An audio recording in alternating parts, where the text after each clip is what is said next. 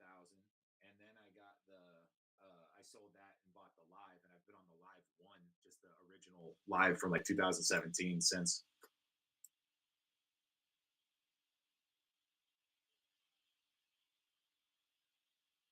It's standalone. It is standalone. Hmm. Oh, word! I didn't know that the one was standalone. So you can just take that out. So the problem I have with the Ableton and the Push Live is that exact thing. Is that like you can't use any third party plugins, anything like that. Yeah, That's the probably. NPC's like that too. Oh, really? I thought Well, I that mean, was. well, no, you can put in third party plugins. It's just kind of a hassle. I'm gonna keep that in mind though, because that was But my they have a main lot of good sale. plugins. I could be wrong. Don't quote me on this. Somebody in the Somebody in the chat, let it know. Let's see here. So we are live across all of the old streamings, the Face Talk and the Insta Books. Uh, Do you want to link me so I can share it? I didn't send it to you. Shit. Got you, bruh. Got you, bruh.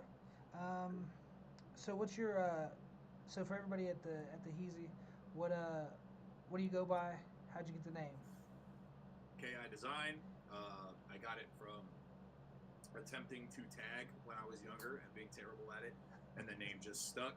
It was KID, and then that was obviously super trite and cliche. So we just created a like a phrase out of it and kept it KI Design. It stands for Killing in Design. Okay. Killing in design. Is that like killing it in design? Basically, yeah, just Okay. killing the design of killing it. That's actually that's and then do you so since you have the background in you know in art essentially like you have the background in art do you design your do you have merch do you design your merch. No, I don't. I have a background in it in being that I'm bad at it. So you know, So- my thing was when I was a kid. It's weird, but when I was a kid, I was in. Me and all my friends were into aggressive inline rollerblading. So we were all fruit booters, and in skate videos at the time, it went from punk music to underground hip hop, and everything about hip hop. Our older brothers had a crew in the town that we grew up called Welfare Crew, and it was like this hip hop, graffiti, rollerblading, like ragtag group of like hip hop heads that would do like breakdance battles and all this shit, and they were like hyper influential on us, and that kind of led us into hip hop, and from that I didn't start out wanting to rap. I started out wanting to break dance, but I'm 6'2" and diabetic. You know what I mean? Like I'm not gonna. It's not gonna happen. And then and then I tried tagging, and I was like, this is just mad risky. it's mad risky.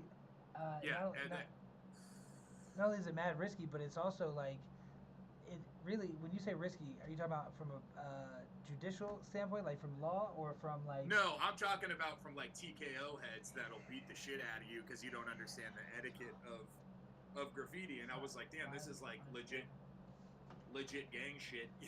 Like I'm good, It's because I grew up in Central California, so there wasn't a big underground hip hop community. It was mostly like norteños and sureños, and there's not. tagging was just XIV Sir 13, and there's no room for some dude trying to get his ups.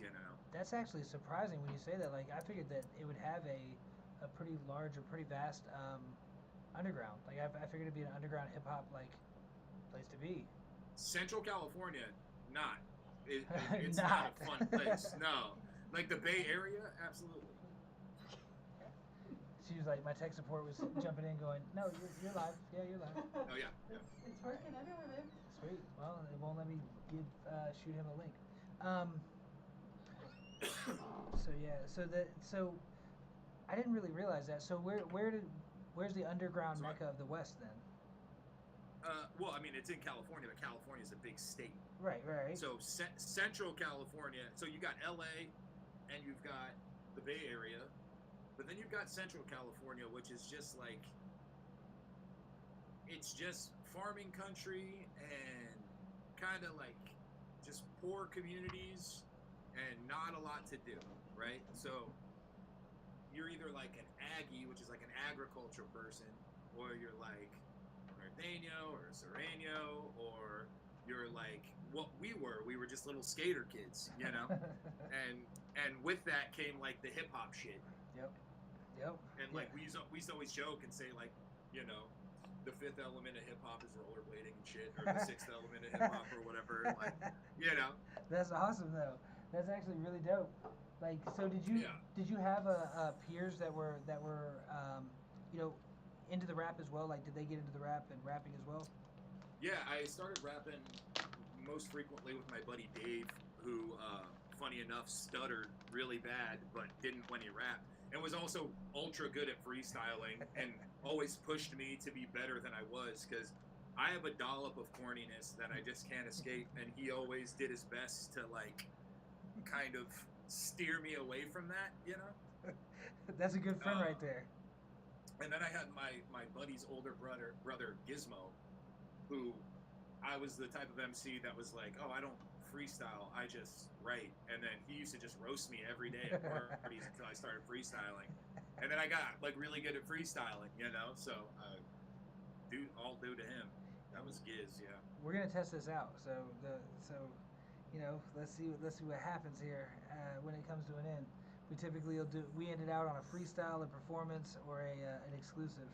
So like, yeah. I think appropriate. I think in this case, freestyle. I'll do a freestyle, but what I want you to do is hold up any random object in your studio, and I'll incorporate it into the freestyle. Otherwise, I won't know what the fuck to talk about. Done. Your boy got 2 kids, and I'm burnt, imagination-wise. Yo, so you got 2 kids. How old are they? I have a 5-year-old about to be 6 in about 11 days, and a 2-year-old. Okay, damn. So you pressed the restart button again. Oh yeah, dude. I mean, this is probably like a midlife crisis, if anything. if I'm being honest with myself. Yo, but hey, I'm telling you that, you know, so that means, you know, because I was young when I had all my kids. Like my kids, my youngest is 11 now. My oldest is 22. Wow. Yeah, exactly. That's what I'm saying. I was definitely the math don't add up exactly, but no, hey man, I kind of wish I did it now because I'm exhausted as a 37-year-old dad of toddlers. You know. That's what I'm talking about. Like that exact thing is I was so glad to have my son like at a young age because I realized how much energy it was. It was like, I mean, people think having a baby pit bull is hard. Try having a fucking you know, like some cool, especially my daughter, freaking the stunt double. Like she's like she literally would just jump off of things just randomly. Catch me. Yeah. She believed 100% I was gonna catch her 100% of the time. I did happen to, but that don't mean it was guaranteed. No.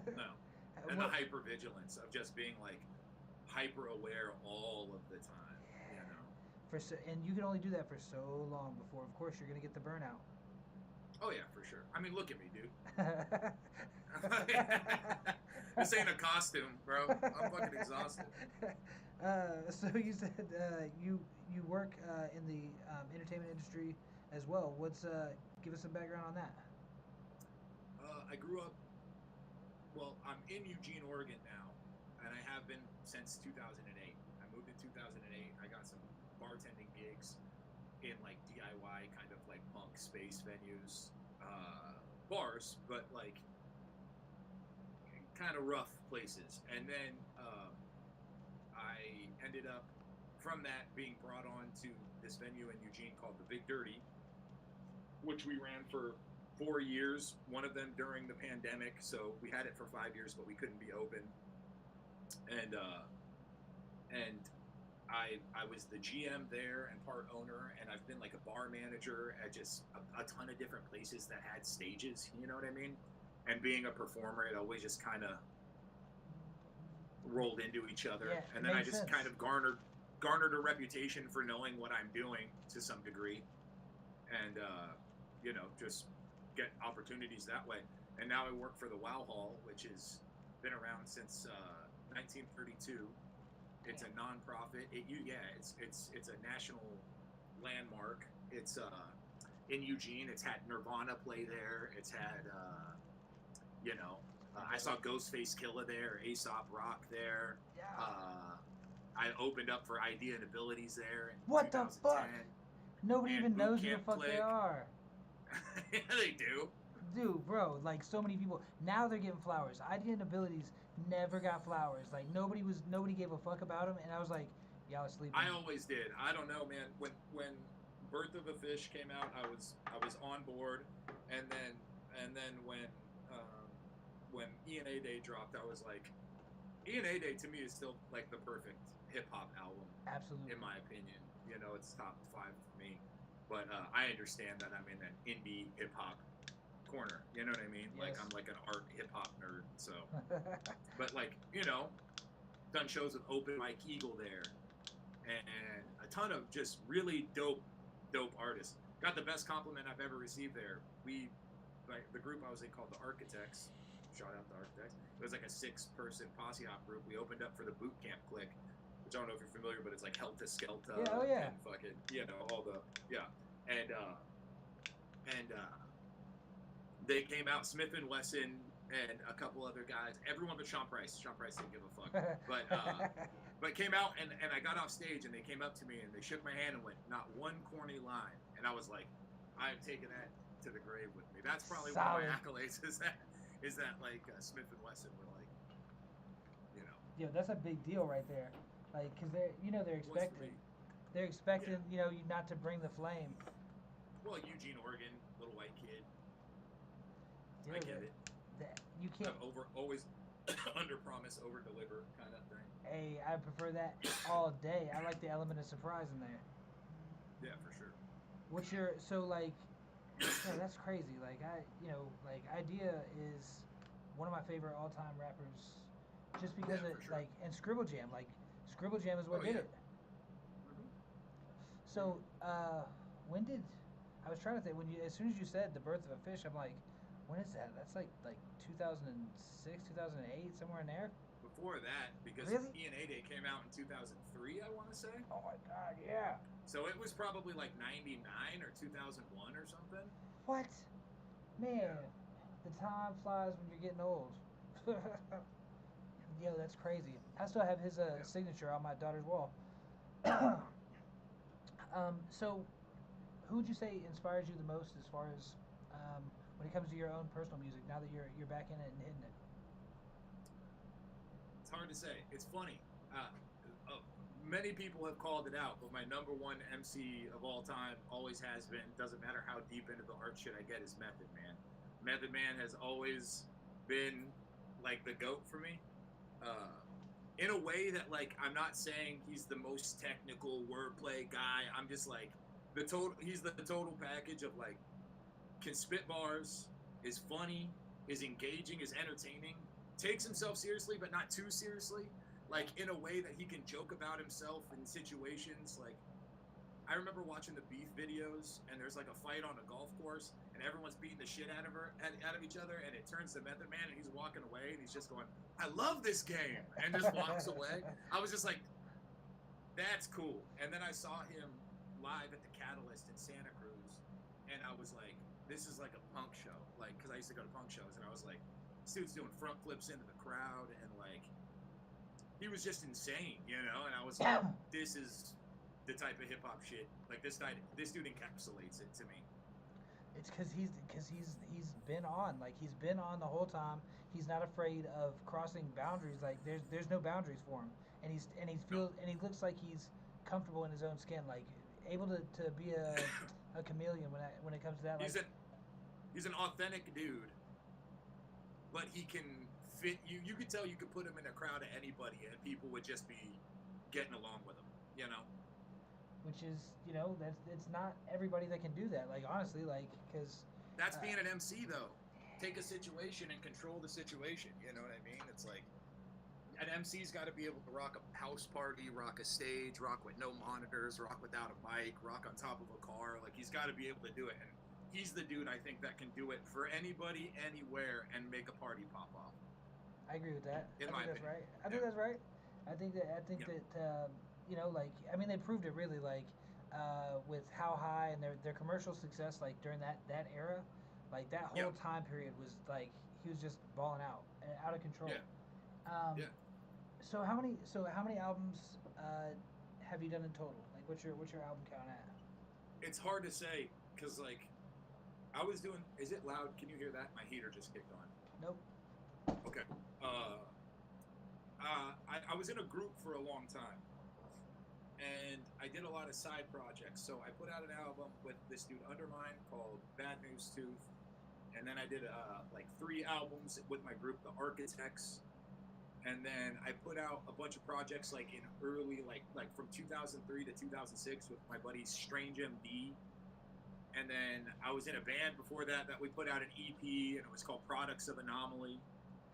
And like, but this is all pre Spotify streaming, you know. So it's kind of in the ether. Like, I bet you could find a Reverb Nation or some dumb shit like that where there's music out there that isn't on my streaming services. But yeah, so in my catalog right now, because I'm kind of rebooting, I kept my album from 2015, Coffee Table Clutter, which I did with my buddy Eb1. I did all the beats and scratching, and then my buddy DJ Food Stamp did some scratching, and then Eb1 rapped on it. Food Stamp's a phenomenal DJ. Dude, that's a hilarious name though. Great name, yeah. Back before EBT cards. Yeah. Ain't nobody got none of them now, huh? Back before EBT, my money was brown. Oh shit. That's so what's your so if you've said that you're on the revamp, how long have you been heavy back at it? Since like August. so it's really funny because what I did was I was like, I just had enough. I came out to my studio. I've always been making beats, but I just never put anything out. And I finally was like, all right, I am just going to do this in one take. I'm going to record it all, track everything out to my tape deck, run the tape deck as a stereo out into my little like multi-tracker. Okay. And then I'm just going to put it out. I'm going to make a little video real quick on CapCut, never done it before. And then I was like, and then I'm going to put that out, and I'm going to put $5 a day for 7 days on this ad and see what happens. And then I posted it on Reddit, and in like the Eugene subreddit, and like MPC users subreddit, and like these kind of niche, like around my niche type shit. Right. And I was just like, hey, check it out. Let me know what you think. And in like 3 days, I shot up from having like 4 monthly listeners to like 3,000. It was like fucking insane, just this crazy surge. And I was like, oh shit. So what I'm finding is people like, it's refreshing to hear just like raw, not overproduced. Yes. So I just kind of, and then I was like, all right, I'm just going to start recording all of these songs that I've been performing and haven't recorded and nobody's heard outside of my hometown, and I'm going to put them out there. And that's kind of what I've been doing. So like, that's kind of been my ethos right now, is like I just put out 5 songs since August. I've got another one on deck, and then I've been releasing some of my older songs like concurrently that just people don't have access to. Which that's exclusives right there. Just because it was out, like, just because it's new, it's not new to you. It's new to how many billions of people did not hear that before? Nobody's heard it. You know what I mean?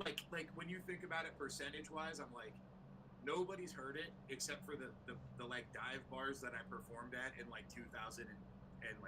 And I'm like, okay, well, I'm gonna put this shit out, and I'm working on new stuff too. But these songs I feel like are quality, and they always have been. So it's like, I'm gonna put them out. You've inspired me to do it, because like I actually have not. I've got a shit ton of back catalog. I don't care. Them songs was from then. Like I don't know. Yeah. I've already done it. Nah, like you're right. Because when people do hear it, they're like, yeah, that's fucking fresh. Like you should record that. It's like it is recorded. Like you just can't access it because I was doing the same thing as you, like hand to hand to the true fans out of the back of the van. Like that's it. That's I busking. Yeah, fuck yeah. Like most people, hip hop now, like people are afraid to they're afraid to go out there and get their own little like get gigs. Go stand on the side of the road. Like go if you Well, don't. the If, thing is, there's a fake it till you make it thing that has been prevalent since our day, where it's like people don't want to look like they're trying in hip hop because that's corny. And Method Man said it when he was like, people used to be like, "Oh, you're an MC, spit a 16." Now they go like, "Oh, you're an MC, where's your chain? Well, like, what? Why are you at? Like, why do I know you? Why are you touchable? You know, it's like, it's stupid, man. It's like, and I still subscribe to like spit some dope shit, props. That's cool, you know, like, but it just sucks how much like hyper individualism has deconstructed like a community where it used to be like there used to be a vibrant hip hop community just in the town that I live, and it has all but since been abandoned. Like it's wild. Who's leading the way? Like who's leading the charge? It's actually making like they're making a splash. Well, that's the like, thing. That's the thing is we live in a small town in the Northwest in Oregon, right? So the second anybody gets any traction, they just dip to somewhere and try to get their thing. More power to them, as they should, you know. But there is no sort of movement for the last time I can, and this might just be biased because it was us, but like the Architects crew ran a weekly at Lucky's Club every Wednesday, a weekly for 7 years, and we brought Chino XL, Blueprint, DJ Abilities, Quell and Maker, Soul, Gel, so many tight people, and did such a cool thing. And then we all like started having kids and like being tired, and we couldn't focus on music for ourselves because we were too busy trying to build something. And then when we stopped, it just stopped. And I used to get hella mad because like on Facebook, that was the spot at the time, you know. It was like people would be complaining like the scene sucks here, and I'm like, contribute to it. Right. I don't see you at shows. I don't see you throwing shows. Throw a basement show. Do something. Like, it's absurd that everything. It's absurd that things need to be this high production. I don't go to concerts. I go to shows. What's the difference? You know what I mean? A concert, a beer is $14. A show, a beer is $6. Yeah, that's the you know what I mean? Way. Like, that's the thing that I think the hip hop needs to focus on, because for the first time in a long time, hip hop's not on a Billboard chart or anything. So it's like, I'm like, good. Everyone's bummed. I'm like, that's good. Bring it back down. Come back down and see what there is, because it's bigger than fucking anything you could imagine. When people have no idea, like, the layers of hip hop that there are, you know. It's because nobody, especially kids nowadays, they don't want to search though. Like, that was half of my, digging the crates.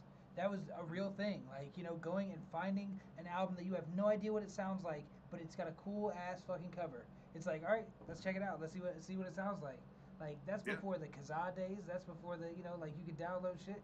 It's straight up, you would not know what it sounds like. There's no. I used to get CDs and tapes, and then I would read the liner notes, and I would see the bands that they thanked, and then I would go search those artists. Yep. And I'm not trying to get on some like old like, oh, back in my day. I'm just saying, like, there's clearly a desire for like physical media and a trend of getting away from the cloud and stuff. Yep. But it's still like, it's ironic that people like, there's a subreddit for like cassettes. Like, people like will get a cassette and then take a picture of it and share it on a subreddit, and it's like, just go listen to the fucking tape, dude. You know what I mean? Like, what are you doing? Everything, like, or go show it to a friend. You know what I mean? Like you have the analog gear, now go live like kind of an analog existence to some degree, the best that you can. Yeah, at least with that one instance. Yeah, just a little bit. Try to. Try. You might like it. You might. That's a real thing though. Like the physical thing. I've been talking to people about the physical for a long time, and the problem is that it's not convenient at this level. It's just not.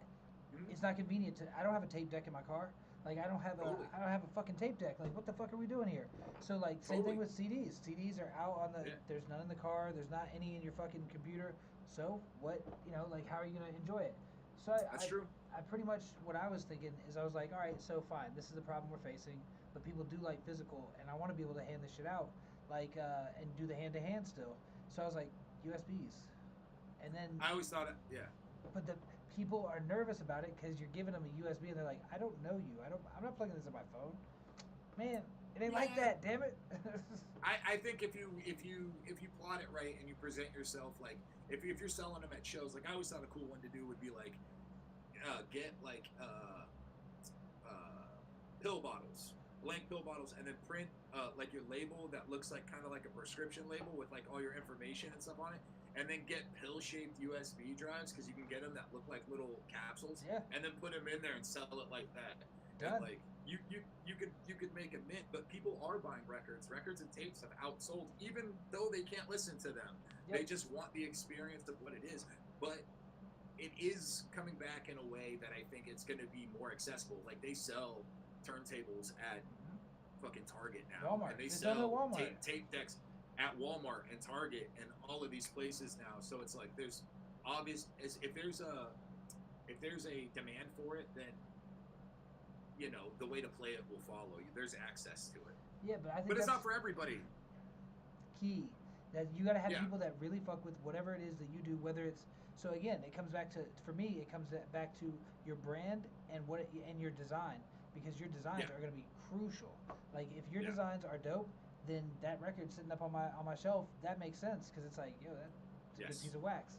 But like if it's that's part of the reason, it's part of the reason you buy a record. Yeah. It's for display. Like most of the people, like even my son, he got into records for a little bit, and I was like, that's cool because he's seen the collection, and he's like, oh yeah, let's do that. Yeah, no, he literally put them up on the wall. Like he would take them out of the sleeve, put them up on the wall. I'm like, you gonna drop that at some point, or something's gonna happen to that wax. He's like, I'm not listening to it. What? What? Okay, I thought you were being a audiophile type crazy dude. To some degree, whatever drives sales for physical media is good for the independent artist because like we're not getting shit off of streams. So like that's where I'm at is like I gotta have something physical. Like the best description I've ever heard is if you're an independent artist, you are a traveling T-shirt salesman. Yes, I've said that one too. Like that's a classic. Like you're a traveling T-shirt salesman with extra steps. Yeah, and it's like, for sure. And that's where like let me see so that's actually what we're working on right now. It should be up in February, and that's Own Lane. Own Lane is I encourage artists to own their own lane, like actually be responsible for their side of the business and everything. So giving a platform to be able to do that, like cause Spotify, like you already said, ain't nobody making money off of streaming. It's because they're owned by record labels, and so we did all this work to be independent artists, and then what do we turn around and do? We give all our rights to Spotify, and they give us less than what a record deal would have gave you with none of the benefits. It's like, so people just put themselves artists put themselves in a very difficult position where we have to, the only way you're going to get out there is if you're on Spotify. Well, yeah, because nobody's going to go site to site to site to site to get to the, to each individual's like music. So what people we're doing. Don't even like closing tabs. I'm saying, they got fucking 100 tabs over. I know I do. So what we've done is we've put it to where it's a home for independent artists where they don't have to pay for merch. Like so, the biggest problem with merch for most people is that they don't have the upfront money. Like it's expensive to fucking pay for that, and then also you don't know that it's all gonna sell. So you got 100 CDs here, you got T-shirts over here, you got fucking thongs back here. Like you got whatever the fuck you had in merch is around your house if it didn't sell. So it's like, I can't give this shit away. Like, so instead of doing that, we promote drop shipping at first. Like you submit the designs, do as many as you want. It's not gonna cost y'all a dime. They go ahead and they buy it. If you're selling 5 to 10 a month, invest in yourself. Start with the 50, go through one of our manufacturers, and make that deal, make that money. And it's going to be, and you have the data to back it up. Not only that, but when it comes to rights, when it comes to registering their rights, most people are like, all right, so I go through my distributor, and at best, and most of them don't, but at best they have ASCAP or BMI. That's as far as their registration goes. It's like, there's 6 different places you got to register, and they're all a pain in the ass. So, CSAC, BMI, ASCAP, the Harry Fox Agency, SoundScan, Sound Exchange, like. but it is a pain in the ass, and most artists are like every other profession. That's what I found in being in marketing is that most artists they want to focus on the art just as much as a baker wants to focus on baking and all this. They want to be good at their craft, but the real deal is that like you have to know if you're an independent artist that means everything. That means you are your marketing, you are your PR, your fucking merch, your booking, your fucking everything. Oh yeah, you still got to make the music. And it's still got to be fire. Yep. So it's a really hard thing to do. So what we did is we set up like right now I think there's 1,200 hours worth of just YouTube tutorials, different shit. Like you want to get into mixing and self recording. There's a whole platform for that. You want to get into rights and law, all there, and it's all free to the artist. Like Sick. that's what we're doing. So what we're doing is we're doing an advertising share where so there's advertising for the free model because people aren't going to pay always. Cool. Then they get commercials just like any other platform, but 90%, 80 to 90% goes to the artist, like straight to them. And then merch sales, same thing. Like just the best deal that you could possibly get, helping as many artists. So I measure my success based on how many artists I get to their next level. So Cool. if I'm doing that, I think I'm doing the right thing. Right on. So hopefully, the first 1,000 artists that get on there, we're doing our beta testing right now, but first 1,000 artists that get on there get the 90-10 split for life. So it's like there's no, like that's just what it is. Like y'all get the little gold stamp and shit, so we know how to differentiate y'all on the site. Right on. But yeah, man, like that's as far as goals. That's like, sick. what do you have for goals as far as your, 5-year plan? Like do you have 5 years out in this music game? No, no.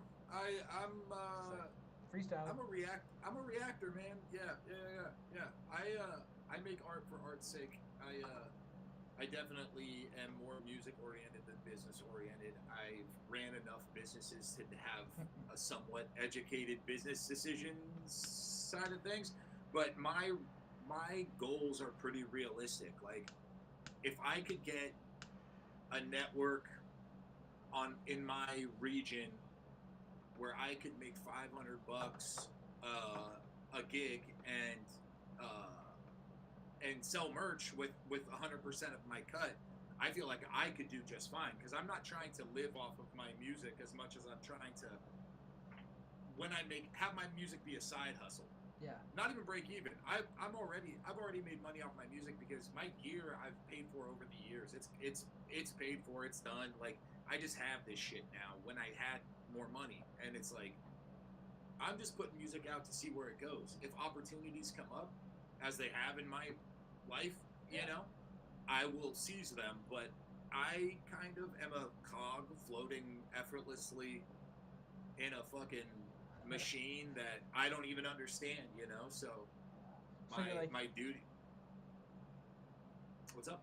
I said, so you're like everybody else, like nobody really knows what they're doing. They think that they know what they're doing. Yeah. I mean, I just want to make music, and I put it out the way I do, and I've been very lucky to do things that most people that pursue things in this vein haven't been able to do. Like, if you would have asked 14-year-old me if I would have had like opportunities to brush shoulders with people I idolized in high school, I would have told you were crazy, And I've developed relationships with people that I pretended to be in my head when I was listening to their music, So it's like, on that level, I'm grateful no matter what.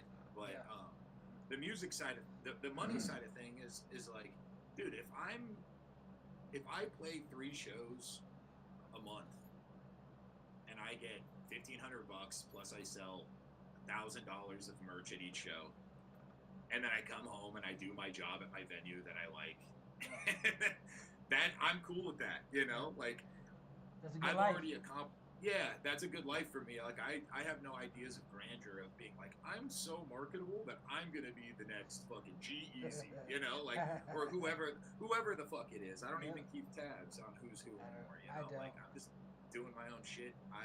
The people that I grew up listening to aren't on the Billboard charts and never were. Yeah, exactly. They weren't when I listened to them.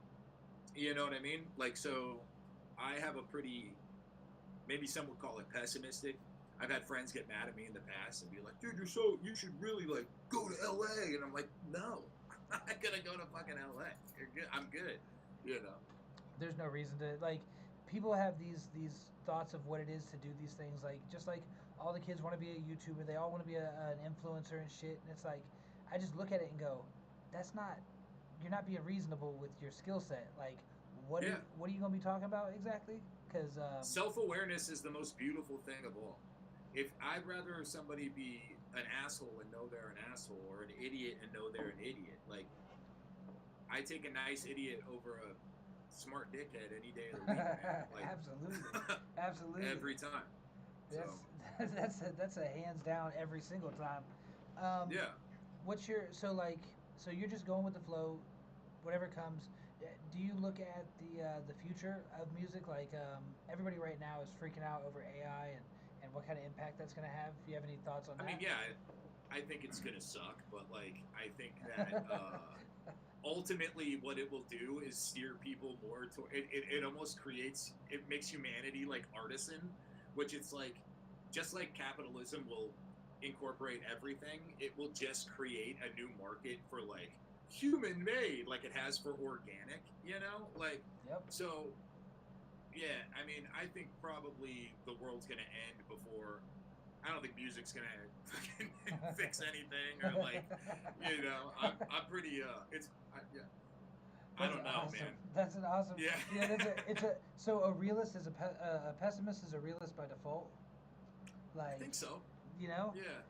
It's kind of the you know, yes, you can actually, if you're self-aware and also observant of your surroundings and been paying attention, you're like, yo, it's not long, you guys. Yeah. And that's, you know, that I just started working on the ideas for this book, and it's roughly about that exact thing. It's about all the ways that we could die at any moment, like literally any moment, and it's whole civilization gone. From asteroids, war, man-made fucking biologics, fucking like a solar flare, all these or things. How many times has it happened already? Right. Well, that's a whole nother story. Is like when it comes to how many times it's happened already. You look back at the Native Americans, they said 3 times that we've gone through this, but that's just this cycle. If there's the Big Bang and the what is it, the Big Crunch, like it all contracts again, then that means that it could have gone through so many times. And since I saw something, and don't quote me on this because I'm stupid and I smoke weed all day, but like I saw something about how like physicists have kind of found out that our Milky Way is existing within a black hole. Like there's this theory that like we are in the center of a black hole, and yeah, we don't know fucking anything, man. It's like, I don't know, man. As far as AI, have you ever read the book I Have No Mouth and I Must Scream? No. It's a short story, and it's insane. But read that. I won't spoil it for you, but read that. It's like 60 pages. That's how I think AI is gonna go. All right. So I haven't read that one yet, but I can tell you how I think it's gonna go, which is, so right now we're looking for, and there's the three markers.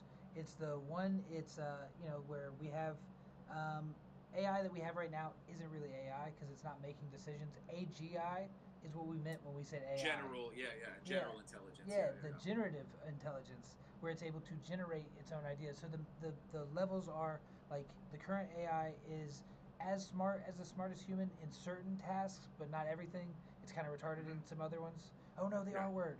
I don't care. We can cuss here, but not the R word, man. It's back, I heard. It's back? All right. Ooh, man, good. I don't keep up with them trends. So then the second one is AGI, which if it's generative, it is as smart as every human, as the smartest human in every field. So it's already, you know, pretty, but within 10 minutes of create that, once it goes, oh shit, hey, and it becomes self-aware, it's going to go, you know what I could do though? I can make a better me right now. And within 10 minutes, that shit is going to have an ASI. Self-replicating. Yeah, well, an ASI, an artificial super intelligence, where it is smarter than every human in every topic. Done. Check. I would like very much to start a cult or a religion or whatever, and it's like Amish people, but Just It only AI. goes to 19. No, it just goes to 1999. So that you can only use the technology up to 1999. So you can have the internet, but you gotta like use MapQuest and like. No, Yeah, dude. no, Yeah. just not It's MapQuest. Jesus. we were a proper country then, dude. Every generation feels that way, though. I've said this for a long time. I know. Every generation prior, I'm being like, facetious. but I mean, but it is. I mean, that's real though. Is that I feel like we were the pre-fully. We weren't fully analog. We weren't fully digital. We're right there in the middle where it's the perfect combination. Like we didn't. What is that saying? It was just enough convenience. Yeah. Like I mean, still drinking out of a water hose. Yes. I heard that. I saw somebody react to that. It was on one of the reels or whatever, and he goes, she was talking about, so yeah, when we was kids, we would drink out of the hose and play out all day. You know, we couldn't come back until the street lights came on, and the kid just looked at him like, that's abuse. Like, Yeah. you should have been in the house. I don't necessarily believe that, but it's more like, well, yeah, the water wasn't poisoned then, or something like that, you know, because it's like. The world has just deteriorated. Like, yeah, you used to be able to drink milk all day and eat like beef and be cool because it wasn't pumped full of garbage and shit to make you sick, you know. And I'm not trying to get all conspiracy on it. It's just like I don't even think it's on like a oh, it's to control the population. I don't think it's that. I think it's more like it's cost effective for us to use these cost saving things. Keep them fucking and having kids, and we'll just have future generations to poison. It doesn't matter, you know. So, yeah, I'm pretty anti-capitalist. If you haven't told, been able to notice that trend yet. Yeah, well, I mean, but that's what comes with somebody that is paying attention and so on. Like that's what a people of the people, like you know, like a person of the people, Yeah. which is like that's. I've always considered myself on that side. So I'll tell you an anecdote to that one. I used to work at a I probably shouldn't actually name them, but I used to work at a very popular phone company, and Okay. they gave you and I worked in customer care, so like they gave me the ability to give $250 per call per line at any time if it was justified, and I was like, okay, cool. So man, Yeah. if I was having a good day, you know, it's everybody. You get your bill done. You called in for a payment arrangement. You don't owe for the next 3-4 months. Mm-hmm. Like my shit was through the roof. And then one day I walked in after months of doing that. I walk in one day and there's like this Nazi style fucking red and black like backdrop banner, and it's like 100 names, and mine's number one. I'm like, fuck yeah, I'm number one in something. That must be, I bet you that's customer surveys. Fucking they love me. Everybody loved me. So That's awesome. yeah, that's not what that was. That is not what that was. It was you like, were in trouble. Yeah. if your name is above the 50%, the 50 mark, then you probably won't have a job in a week. Everyone else, I couldn't give money away forever. Like I just had to not give any money away, and I felt so shitty. I was like, yeah, this fucking job sucks. Like I ended up quitting because Yeah, I'm like, this sucks. Like I actually liked my job before. Yeah. But I probably gave away. They said it was over $250,000. I was like, yeah, to $1 million corporation, absolutely. Yeah. Like Yeah. it was Fuck you, legal. who cares? Yeah, Yeah. exactly. It was legal. Fuck Yeah. your shareholders. Sorry, I'm bad at my job. Yeah. Oh no! Oops. Yeah, fuck it. That's funny, man. Like, but I'm definitely for the people, and that's what OwnLane's about. That's why I'm doing it for no cost. Like, just letting artists have an opportunity to fucking do the things that they can't do or don't know how to do. And that's where, like, I feel like when you have this type of awareness, like when like somebody like yourself, like you have this type of awareness, is it your job to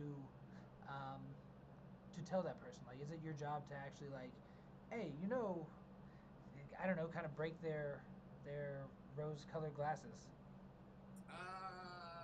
I don't know. Not always. I think everything. I don't think it's binary like that. You know what I mean? Like I think everything is a case-by-case basis. How you decide to react to it, there's a lot of context that you would need to make a decision on whether you would want to shatter somebody's perceptions. Because like you have kids, right? You know, you don't want to fucking tell them what the world is, because then they'd be like, why the fuck did you make me? You know what I mean? But like, you see, Dad is really bad at pulling out. Yeah, exactly. Yeah. You can't be honest. Well, nobody's an accident. Nobody in this house is an accident. You just can't put that weight on people, and there's some people that choose to live in that, and there's some people that don't. I would say right now that like I would trade the awareness that or the self-perceived awareness for ignorance any day of the week if I could just go back in time and just live like, yeah, dude, fucking shit rocks. My job's awesome. My boss is cool. Like, nobody's exploiting me right now. Everything's good. Nobody's trying to take advantage of me or trying to sell me anything every step of the way, every 10 seconds that I exist. And, like, you know. That's like, awesome, though. That's a great thing. Yeah. Yeah. I mean, I don't know. It's just like I tell people all the time, like, I trade my ghetto pass for a Beverly Hills pass right now. But Nobody's giving me the chance. Nobody give me the chance. Come on. People go, I'd never sell out. I go, I've never been offered. You know, it's easy to say when nobody's throwing money in your face. Who fucking knows? I mean, what I would do. I know there's certain people, and that's the people that I keep around me is the ones that don't actually. They're not concerned with status. They don't care about money or any of that, because those are the people that they're doing it because they actually want to be doing it. Like, that's when I say to people, like, the difference between interest and passion.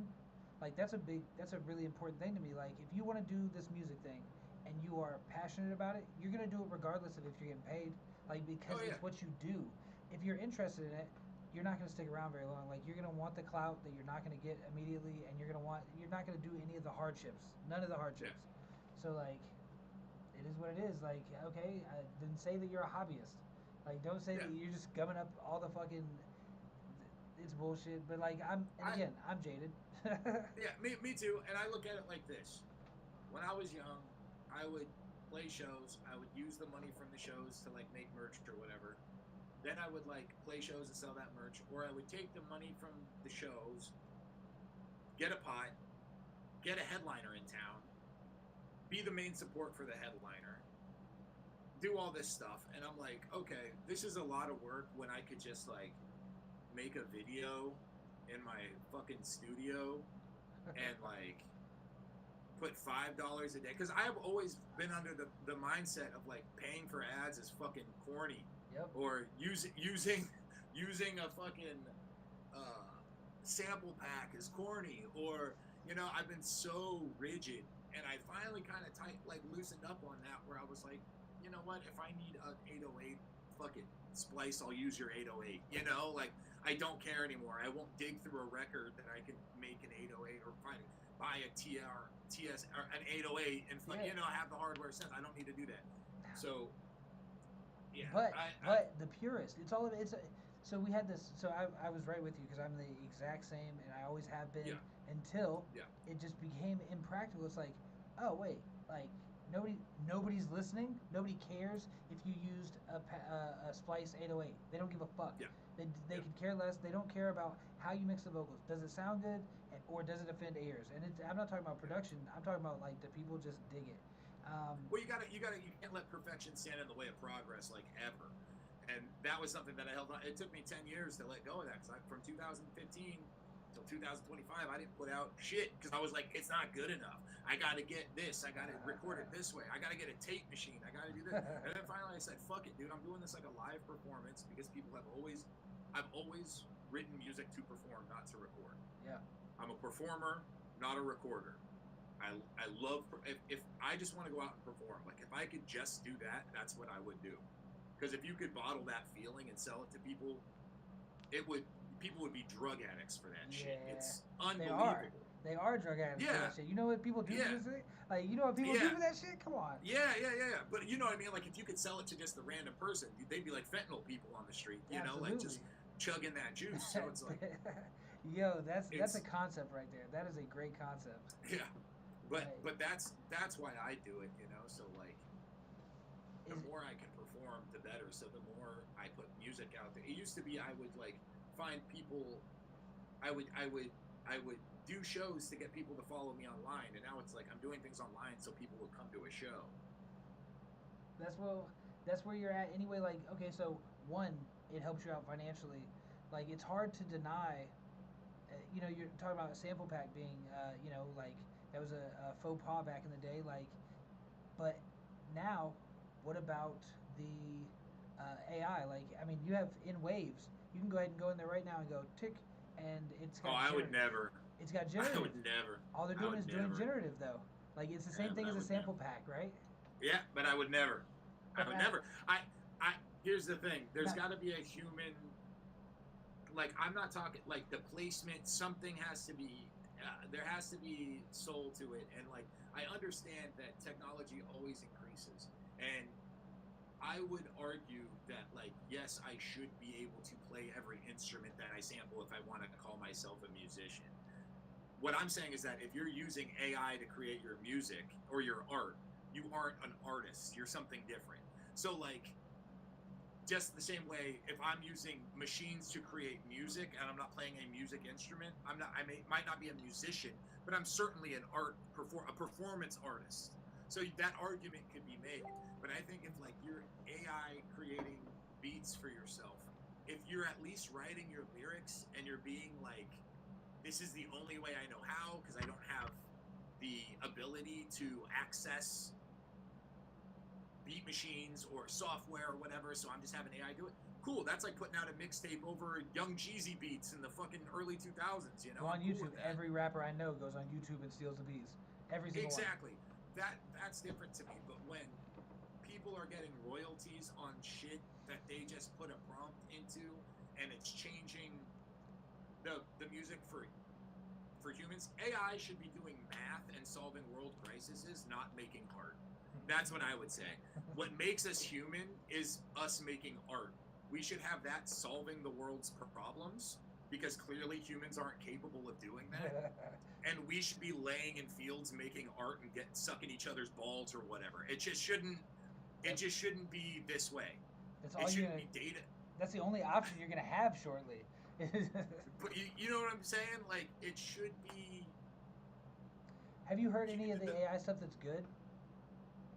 I don't even mess with it. Like I won't listen to it. Like if I see sloth AI or anything like that, I just completely disregard it.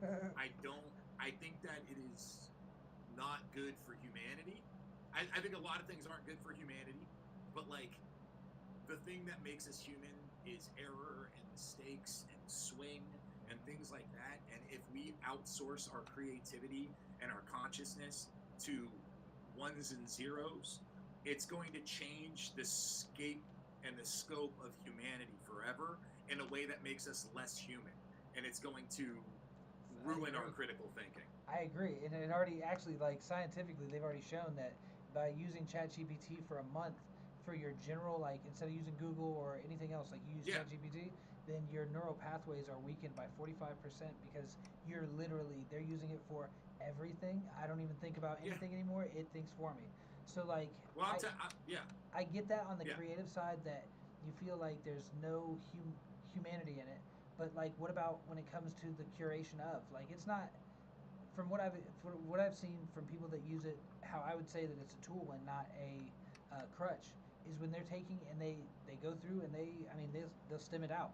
They'll go, I'm looking for this type of bass or this type of kick, and they'll go through and listen to all of the things just like I do when I'm listening through all my samples in Ableton, just going through and finding the perfect kick. They do the same shit with AI, so they're sitting there waiting for it like this is fucking AOL days, trying to get on the internet, waiting for that shit, and then hey, here's a kick. Fuck, that's garbage. Next, but they're curating in that fashion, and they're creating. I mean, the number one, I think it was like 3 days ago, fucking number one song in country right now is AI. It's an AI. I think that's a stain on humanity. Like I really do. Like, and I'm not trying to discredit the people that use it. Like I'm not saying like it's complicated, but I'm very stern on the fact that like there is something to you using your ear and your finger to tap through something and to make a choice that you're not putting the decision up to something that you should agree with. I think the world and humans in general have created this system where it's like we're just turning to something to make the decision and trying to devoid ourselves of any sort of responsibility. And I think this is just indicative of that. Like, what a scapegoat to put art out in the world. Putting art in the world is supposed to be brave. It's like it's supposed to test boundaries, and to put art out into the world that is just widely accepted by every single person that a robot made says we're turning more into robots than it's turning more into a human to me. I think you're one of every single thing that you said is absolutely true. And there's this saying that goes around that I think is like kind of propaganda style, but it's like it's a computer won't take your job. AI won't take your job. Somebody that knows how to use AI will take your job. And so like that concept definitely is in the propaganda wing for like, oh yeah, it's cool. Like yeah, we're still pushing for it. Like it's not that the AI isn't the problem. It's like guns don't kill people, people kill people. Like it's the same capitalism concept. is the problem. Yo, for real, like that because they wouldn't unrelenting. Yeah. That's the problem with everything. Like, but I do hate AI wouldn't be used for art if everybody's needs were met, because everybody would have the time to make art of their own volition, or poetry, or fucking build a car, or fucking forge swords, or chop wood, whatever, build a cabin. It doesn't matter. We would have the time to go and do those things if they tasked it with that. But the powers that be, the ruling class, do not want us making art. They want us toiling, so we're tired and capacitated. So if they can have AI make art while we just keep working, so they can strip that from us too, so we can't even monetize our own intellectual property right anymore, then we're left to just keep working. Go find a gig. Go fucking deliver groceries. You won't be doing shit. Freezing rain. It will not matter. It's about to, like, all that shit is going to end real soon, and people are going to be like, what the fuck? What? Wait. Data centers need to be destroyed en masse, and we need to wipe everything clean and start over. Yo, I didn't say that on this podcast. We got to get out of here. No, like, yeah, it's fucking, like, because I agree that we definitely can't have, it's the progression. It's what's going to happen. I knew that there was because there's this like this graph they always showed us. It goes straight up in the air like that, and it's like a fucking it's the technology line. And so like we're at this point where I would call it the singularity, like quantum computing, AI, and robotics are all coming together at the same time. And when that happens, there's nothing else for us. Like there's nothing else for us to do because it can all be done for cheaper, better, faster, so on. So like, what is humans' role at that point? Like, well, according to that ruling class, upper class, or whatever, they want 2 billion less of us on the planet. And if you know anything about people, we like to fuck. So I don't see it going down unless there's some intervention. So I believe that there is a little bit of that culling in the air, which sucks because like I just saw what was it? I think it was like Friday. I think it was a shipment of robots, like the 4.5 foot tall robots from China, coming over here because they, at the beginning of 2025, it was $90,000 for a humanoid robot. About halfway, about August or so, it was about 50,000.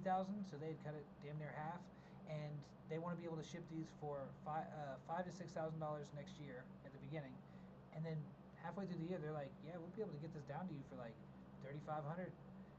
Everybody is gonna have a robot if it does what it's supposed to do. Like right now, they're pretty fucking retarded, honestly. They're bad, yeah. But the freaky part is it looked exactly like I Am Robot, where the fucking like they were all marching onto the fucking onto the shipping container, and as he's shutting the door, it's like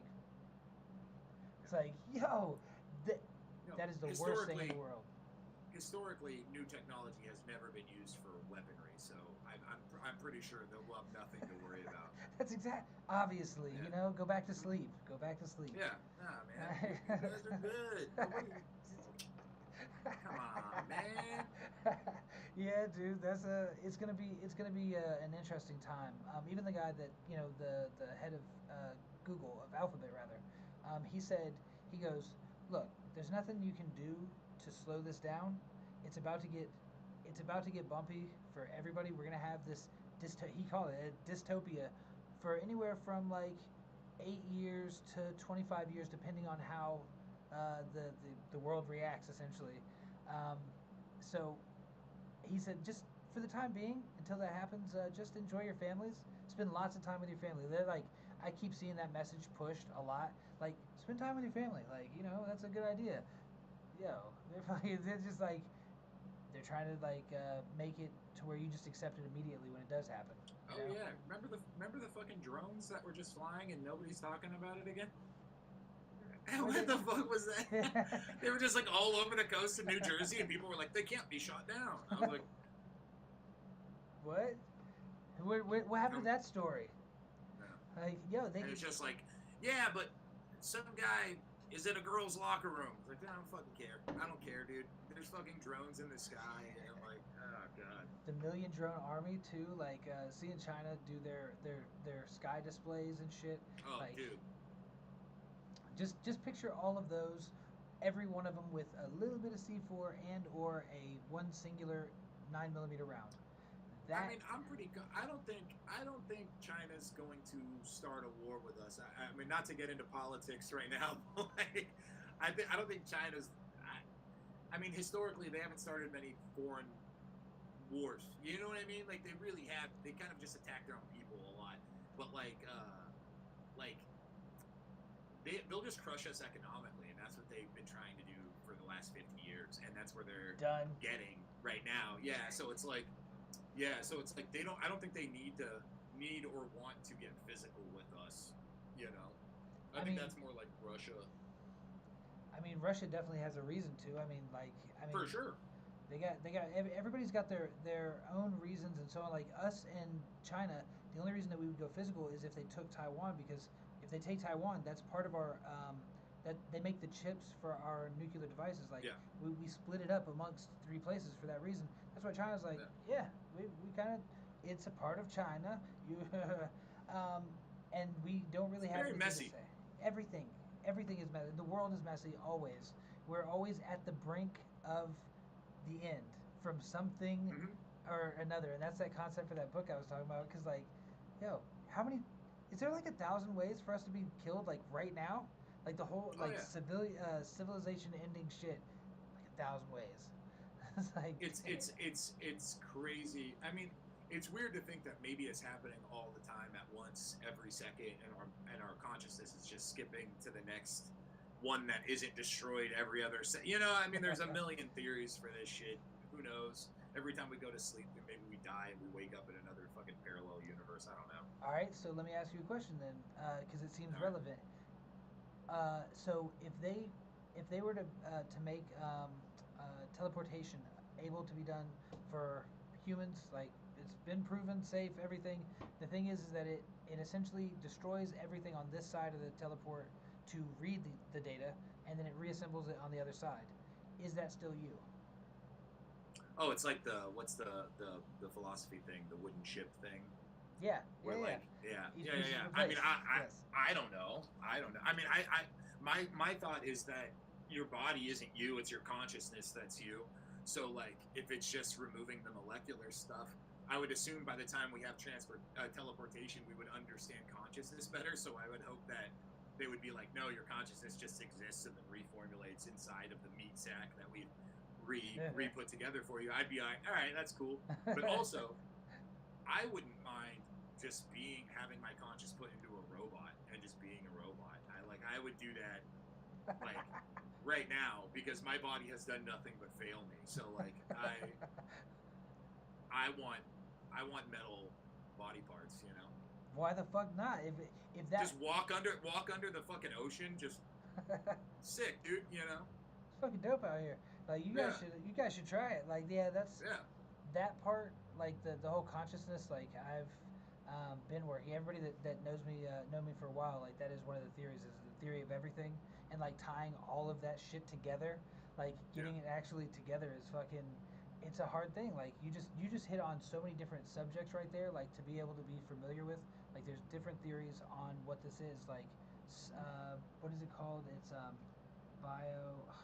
biocentrism, where we are the universe experiencing itself. Like that sounds about right to me. One of my favorite ones that I've stumbled upon recently is that consciousness is the fabric of reality and not space and time. And space and time is a user interface that consciousness uses to interact with things. So, like, we already know that there's different spectrums of vision and things that we just can't, and different dimensions. And the theory is that, like, space and time is the headset that we put on to see the things around us. But, like, the things aren't there unless they're being viewed. kind of like Grand Theft Auto, when you turn and look away, it's not there anymore, but when you turn back, it's still there. So who's to say? And there's this theory that consciousness is the main construct of reality, because if nothing's there to be observed, then it doesn't exist. So like, if matter exists without an observer, it doesn't actually exist, because there is no existence without observation. Yes, I agree. That's literally. I don't know if I agree with that. I'm just saying it's very interesting to me that like you know, when you combine that with like near-death experiences and all these other things, it's like, okay, well maybe there is this like primordial pool of consciousness that we all come from, and in the way that we're all different, we are all one. And when you go back to that, you go back into this thing, doesn't mean you stopped being the thing you were. You still have those memories as the whole that you were. So you're more close with your children, and you're more close with your family and everything, you know, like, I think that's interesting. As you evolve, like, I can't say, nobody can say whether that's true or not, because if they could prove it, you know, like the whole DMT test, if you ever, you know, hit up some Deems, then you've seen most people report the same thing going and seeing her. Everything that is living has DMT in it, like, and it seems like there's a pretty good reason for it. Is that the passage, the thing that allows you to make that passage, or that, or like, because it feels like the knowledge gained in that state or in that place feels like it's way bigger than just you. Like me personally, whenever you saw like an apple, you've ever seen the time-lapse video where it like completely like disintegrates over time? Yeah. You know, that apple didn't go anywhere, like it just got dispersed, and the energy that we call, you know, the soul or whatever, if we are all one with that energy, then essentially, like when we die, that's exactly what happens. It just gets dispersed. Some might go into the ground, some might actually make it through the atmosphere, some everywhere. So like, but if consciousness is the main source of reality, then that means everything is consciousness, right? If it's the main thing, which means when you go back into the essence, you go back home. You know what I mean? Like, and it doesn't mean you reincarnate. It's like, so many times I've heard of near-death experiences where people would be like, I was floating above my body, but I didn't know it was me. And I was somewhere that was familiar, but I didn't know what it was. And then I kind of remembered that, oh, this is where I'm from. And I'm going home, and I see people crying around that body, but I'm not even sad for it, because that's not my home. This is my home. You know, like this was something else. Don't go towards the light. Yeah, it's just, it's super interesting. You know, it's interesting to me. It is. It's very interesting. It's the same. Like, and a lot of the stuff that you're going over is like literally the exact same as the stuff I've reviewed, and the way that I lay it out, the way that I think that it is. But again, I feel bad when I tell somebody that is of one of the major religions. I tell them any of the facts that I'm aware of. Like, if they have other facts to back it up that are outside of their book, then cool. But if it doesn't really back up, like there's no such thing as dinosaurs, we got, you know, I got a couple questions. I mean, I'm down with being combative. Like, I think that I don't think that there's anything bad about confrontation. Like, I thrive on confrontation. I love it. I'm the youngest of 5 brothers. I'm down to talk some shit, you know. But like, I just don't feel like it ever solves anything. So if you go into that confrontation as more than just like as a cathartic thing to do for yourself, like, you're not gonna get anywhere. I've never changed anyone's mind, no matter how much theory or. I mean, not really. You know what I mean? Like, people that are that staunch on religion, no. I mean, they have a belief structure that is. I got a Mormon out of the church because, like, he came to my house, and I was like, yo, if you don't mind if I like, they said, we want to tell you about Jesus Christ our Savior through, you know, John Smith or whatever. I was like, cool, but if you're going to tell me story time, then I'm going to tell you guys stories too, but can we do this in the house while I'm smoking weed? And they're like, sure. They came by every Saturday for a year, like, just talking. They brought like special guest speakers and shit, and I'm like, yep, cool. Like, let's discuss this. And when I moved away, my buddy Josh, he ended up getting out of the church, which cost him 10 years of just crazy hell, of like going through hell. And I was like, damn, bro, like I felt really bad when he told me that, but he's like, no.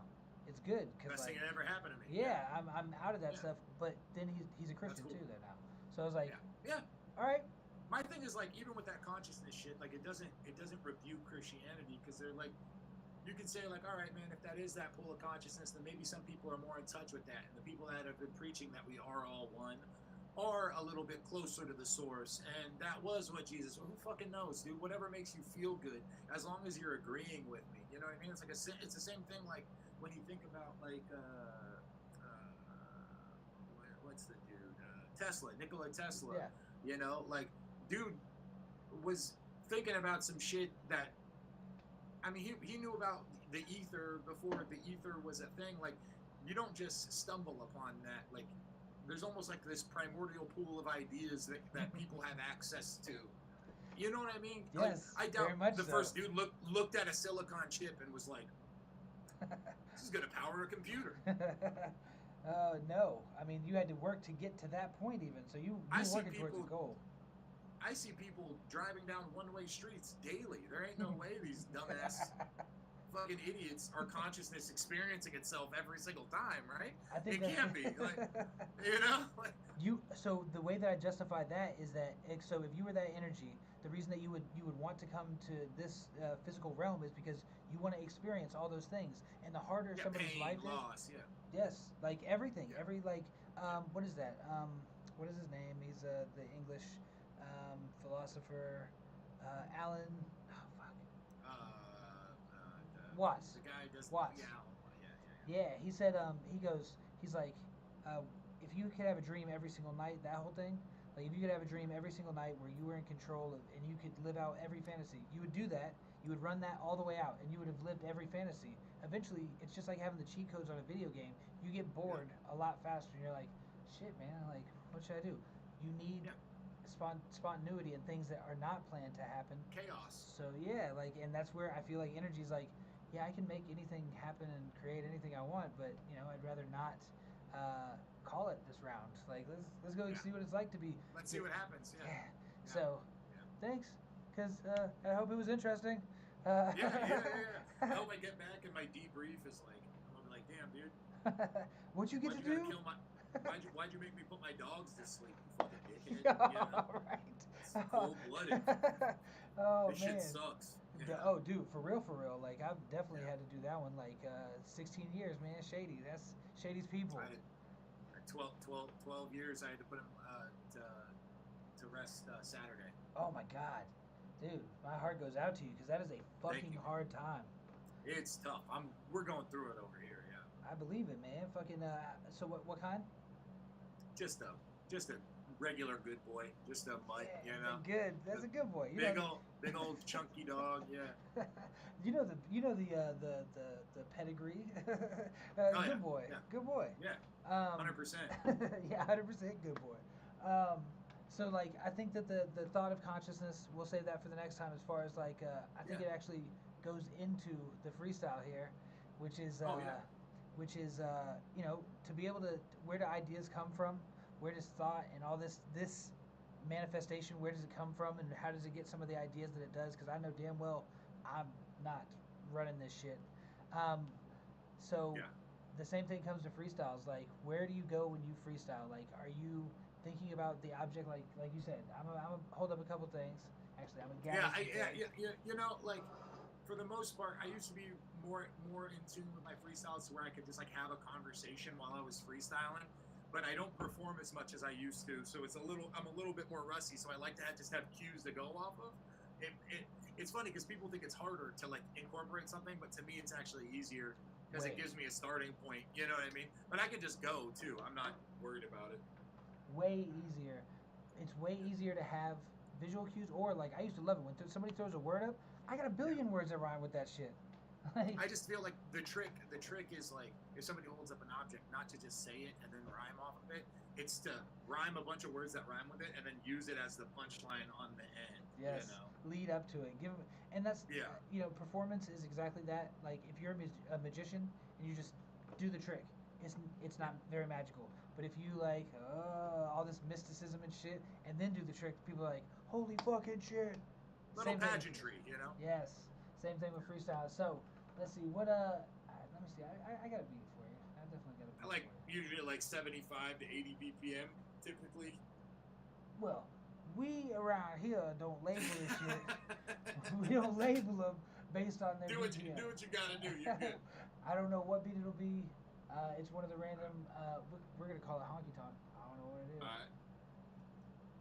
That feels racist. It does, right? Let's see. I'm alive.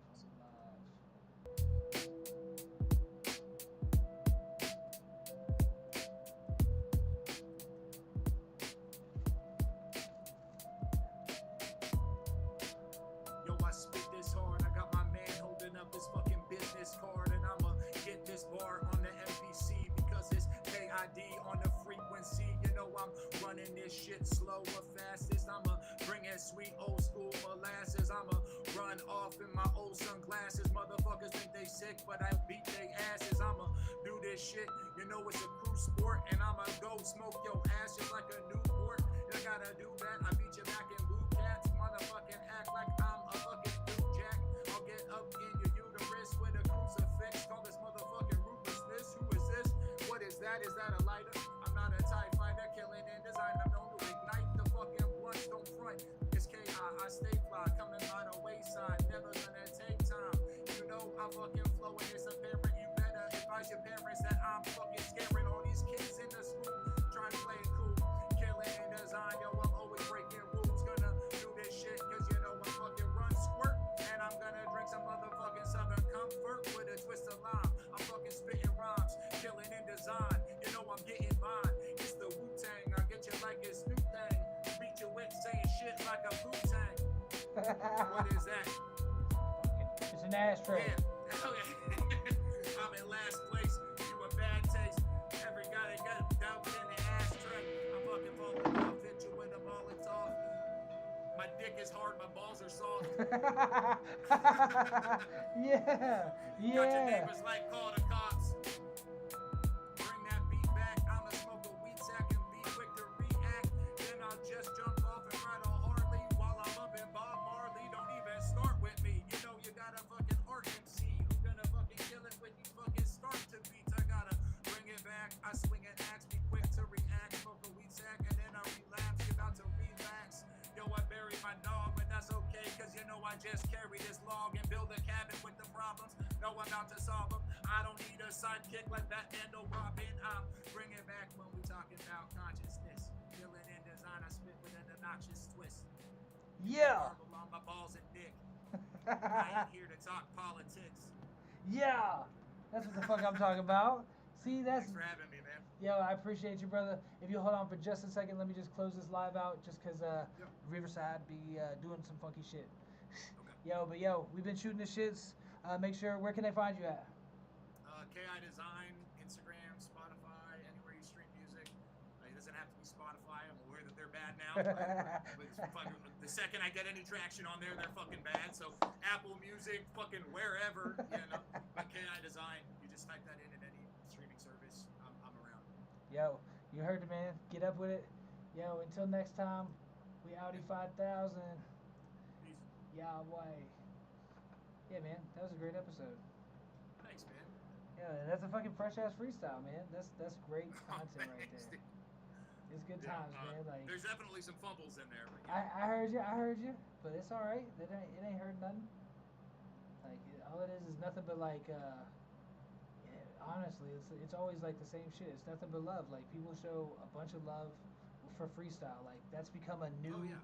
you know, like that's actually getting respected finally. Like that's why hearing you say ideal and abilities, I was like, what? You know, ideal and abilities. Like Oh, yeah. nobody know them. Nobody It's funny nobody too, knew because them. like when I started posting my videos, people would